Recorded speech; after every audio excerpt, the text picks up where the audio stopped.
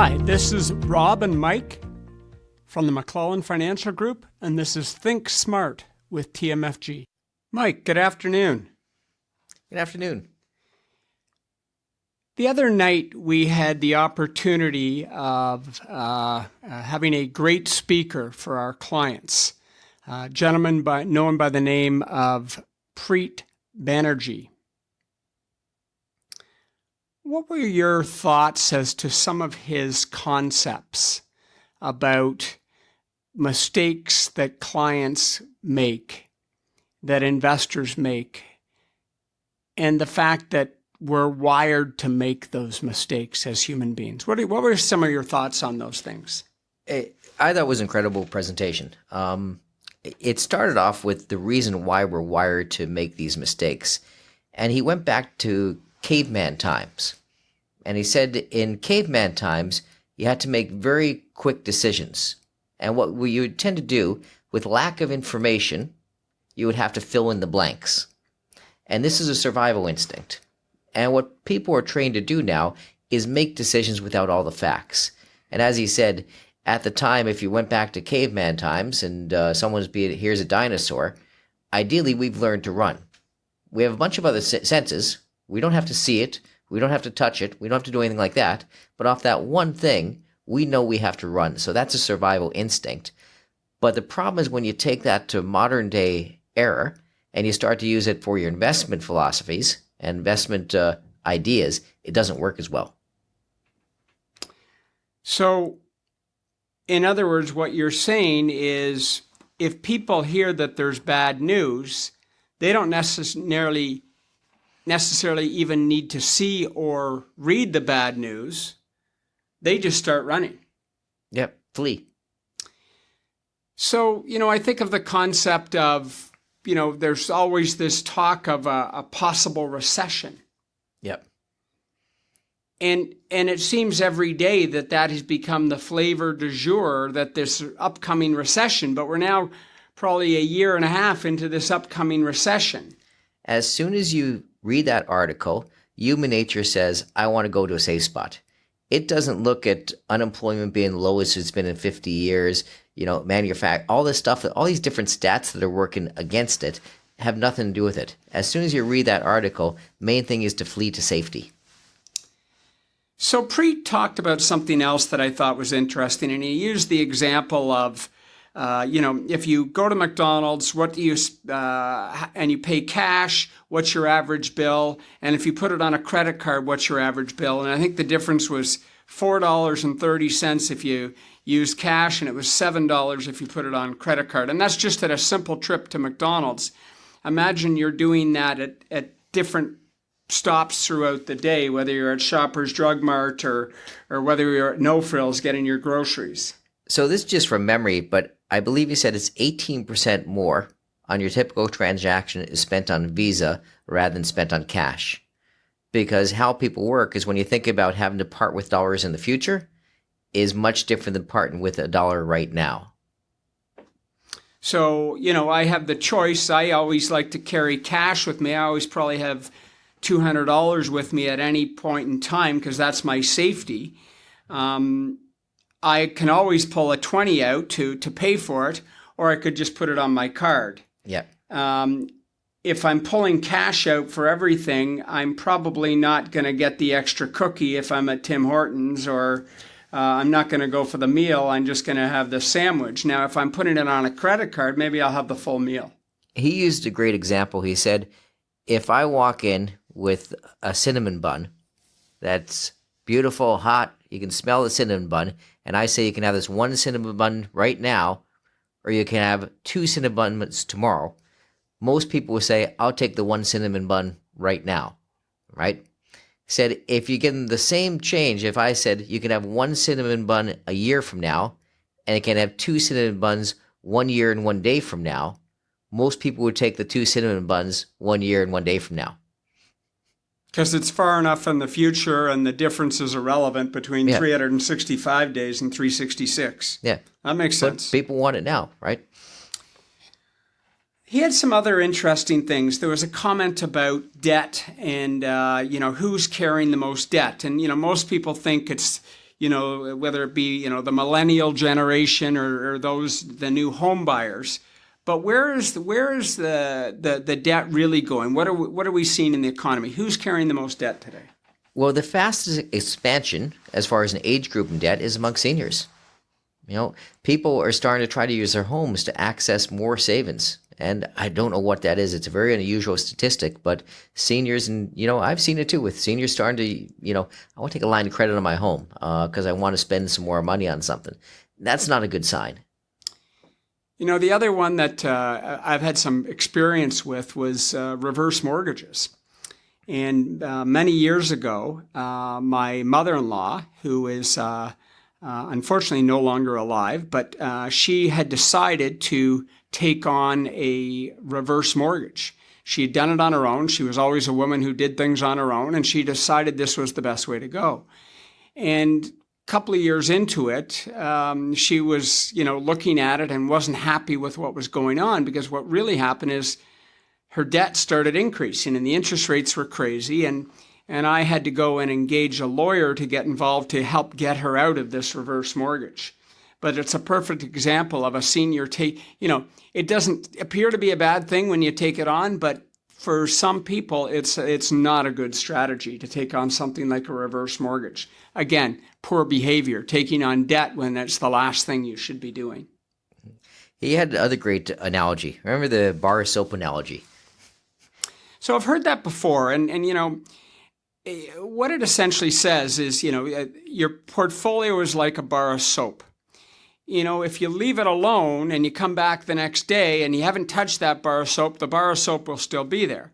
But if you start playing with that bar of soap and using it a lot, well, what happens to it? Disappears.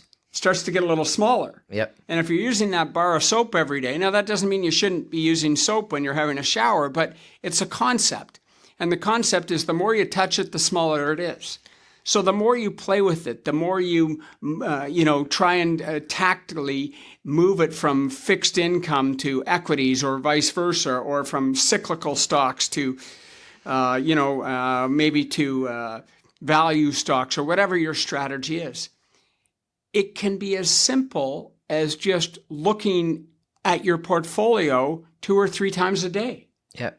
And he was actually taking we always get different time periods for these returns of the S&P 500 versus your average investor. And I think his was running up to 2015, or they always have different time frames. But even in his example, the average return of the S&P 500 at that time was in the mid-8s. The average investor was 2.1, I believe.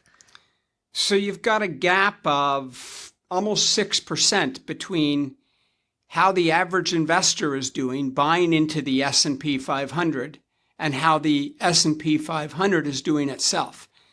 And that gap is almost all entirely behavior. No one wants to believe that one, but it's just a fact. These are studies I've seen done by multiple firms, multiple times, different indices, everywhere it's done, it comes up with the same result. So I've found this always interesting. I've been at this a long time. And I find that our new money coming in, whether it be from existing clients or from new clients, tends to drop down after we've had a negative year in the market. So 2018 for a Canadian investor tended to be a negative year. So to start 2019, when things are in theory on sale, investors have a hard time investing new money. What do you think of that concept? Well, what it is, it got back to he got into a bit of a theory on what they call anchoring, right? And this is something where people establish mental values of where they think things should be for no real reason.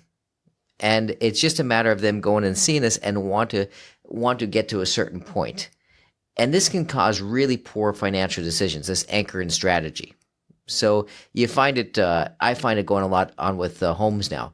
Have a lot of people trying to sell their home. They're refusing to sell their home because it's not worth what it was in 2017. They've anchored into that value. They have made 300 or 400% on their home from when they bought it, but they're anchored into that one value was at 2017. They won't sell it for less. and there's no real reason for it other than a mental spot that they put, right? Portfolios have the same thing. People get anchored on certain values. Absolutely. And they'll hold on to it for forever. A client came in today and we were just talking about housing prices. And she made the comment, there's 5 houses in the neighborhood that are for sale and have been for sale for 6 months. And she said, a year ago, those houses were sold in 2 weeks. And suddenly you've had a slowdown. But people have anchored to what they think their house is worth. Yep. But the market's changed. No one's willing to pay the price that maybe it was $2 million before. They're not willing to pay that today. They're willing to pay $1.6 million. But if you're the person selling it, you're anchored at $2 million. Yeah. Even though 2 years ago it was probably worth $1.6 million. The problem with anchoring on portfolios too is no one knows what to do. Like they really get very confused on this because ideally you should have an anchor to buy in that's much lower than today's value. But they're looking for a high anchor, which makes no sense. So before they're comfortable with investing, they want to see great rates of return, but that would be a difficult point to invest in too. Well, you want the economy to be moving, you want everything to be good and everything coming up roses, and then you're going to put your money in. Yeah, you want a low market with a perfect economy and great news. It just doesn't happen. So it'd be like, you go into the grocery store and you avoid everything that's on sale. You go into the Bay and you just avoid everything that's on sale and you want to just look at all the new arrivals that are at full price. Yep. You would never do that. Yep. Right? But well invested, that's what people think. That's what makes it tricky. So what were some of the other things that Preet touched on that you think are interesting? I found some, they may just be fun, but the one I found very interesting is he had a picture of a fruit bowl and a piece of cake up. And generally, if you ask people to make a decision if they want fruit or cake, they might be 60% toward fruit, 40% toward cake. If you ask them to memorize a 7-digit number while making that decision, 90% of the time they're going to take cake because you lose the ability to make proper decisions when your mind's thinking of something else. We think we can multitask. We can't multitask that well. So that's sort of tied into his other comment about decision making. And he mentioned something about that, you should probably make your decisions on a Monday because you've had a chance to rest and get ready over the weekend. And so you come in Monday and your mind is clear. Whereas by Friday, you're carrying the baggage for the week. Sometimes I even find this, sometimes I get home after a long day at the office and I'm having to make decisions for my wife, whether it's be, what we're doing on the weekend or vacations or something related to the kids. And I struggle making those decisions. Whereas if I try and make them when I'm rested, it's easy for me. Tired minds make poor decisions. I guess that happens. Was there anything else? That was most of what I got out of it. I thought it was a great speech. I wish we could deliver it as well as he does. No, he was. It was so easy to understand. I know our clients and guests were engaged. I think that at the end of the day, his concept of we're not wired to make good decisions makes a lot of sense. Absolutely. This is Rob and Mike with ThinkSmart with TMFG. You have been listening to the McClellan Financial Group of Asante Capital Management Limited. Asante Capital Management Limited is a member of the Canadian Investor Protection Fund and Investment Industry Regulatory Organization of Canada. Insurance products and services are provided through Asante Estate and Insurance Services Incorporated. This material is provided for general information and is subject to change without notice. Every effort has been made to compile this material from reliable sources, however, no warranty can be made as to its accuracy or completeness. Before acting on any of the above, please make sure to see a professional advisor for individual financial advice based on your personal circumstances.